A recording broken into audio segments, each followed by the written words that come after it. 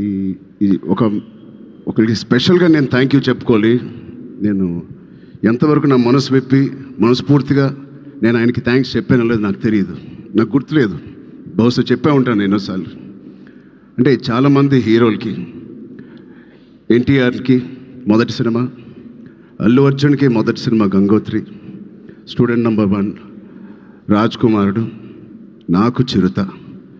మా అందరికీ ఒక common most beautiful person first మా దత్తు గారికి, దాని తర్వాత వైజయంతి సినిమాస్కి, ఫిలిమ్స్కి మనస్ఫూర్తిగా ఇవాళ మరొక్కసారి ధన్యవాదాలు, థ్యాంక్స్ చెప్పుకుంటున్నాను.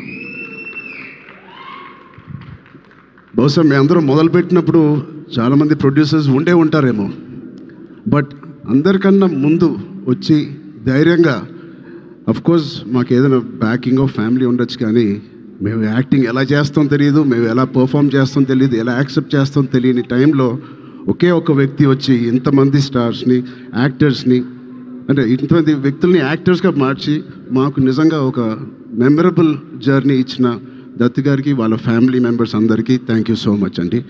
అదే ద్వారలో రోషన్